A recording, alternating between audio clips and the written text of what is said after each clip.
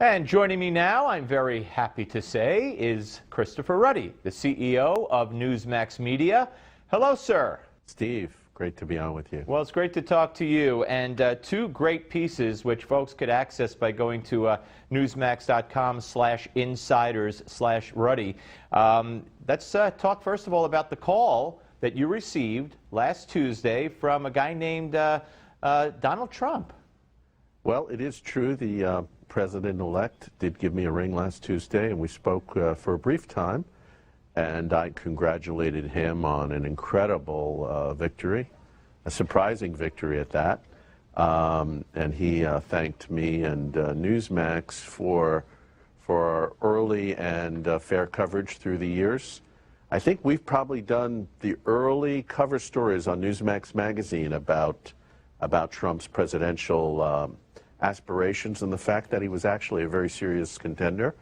And then in this year, I think we did the only authorized cover story on Melania Trump.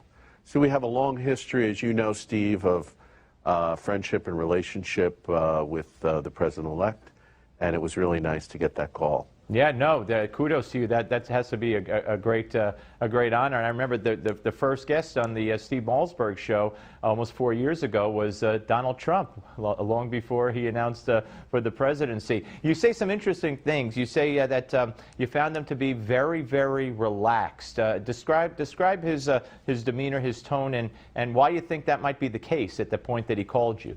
Yeah, well, I don't know what was going on in his schedule that day, but I'm sure he was quite busy, as he is at this very moment. He is a man that has always been on the move. He's a man that's always been on the move, always got things going on. I think you've read the same stories I have, that he's up at 5 in the morning and goes till midnight every day.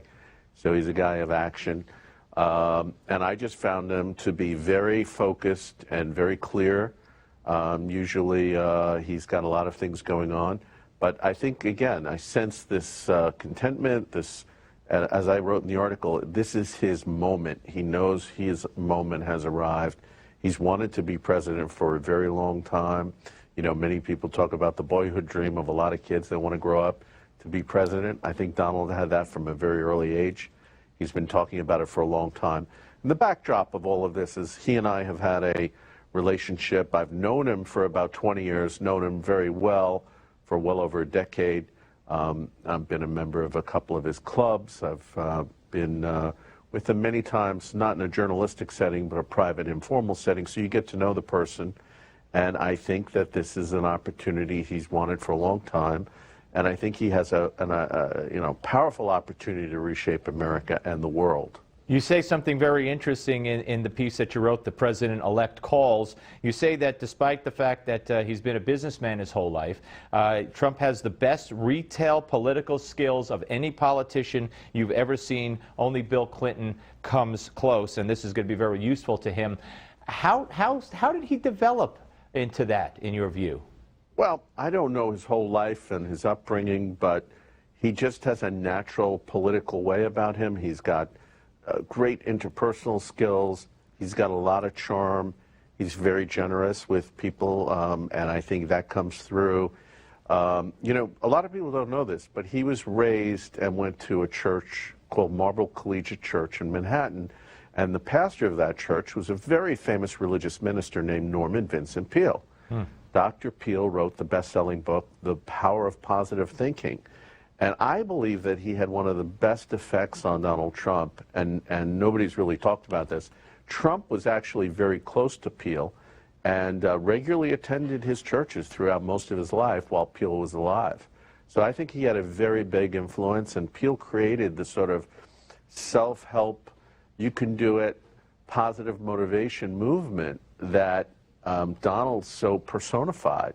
So I think those attributes have helped him tremendously in politics. Very interesting. And you also wrote a piece about a week prior at Newsmax.com, Trump being America's first citizen president, and how the first time in our history we have a president who's never served in public office or in the military.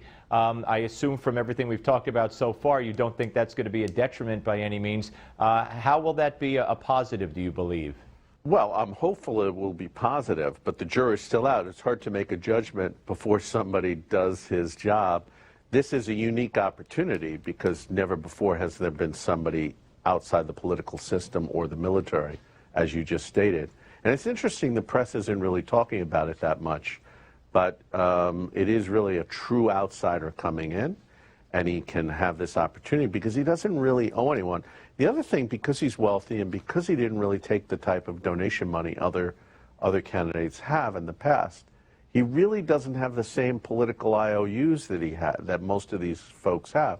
And I think we're seeing it already in some of his cabinet choices and major selections. He's not doing it because he owes political favors. He's doing it because he thinks these people are best for the job. So if he continues in that way, I think we're going to see a dramatic upheaval in Washington. Well, very interesting, and I urge everybody to go to newsmax.com/insiders/Ruddy and check out the president-elect calls, where Chris also lays out what he believes to be the 5 cornerstones of a Trump presidency, and you could find out all about that and read more about it. Chris, congratulations on receiving that call, and thank you for joining us. I know you made time for us, and I appreciate that, sir. Steve, thank you, and happy Thanksgiving. You too. All right, folks, up next, former DOJ official John Yoo will join me. Stay where you are.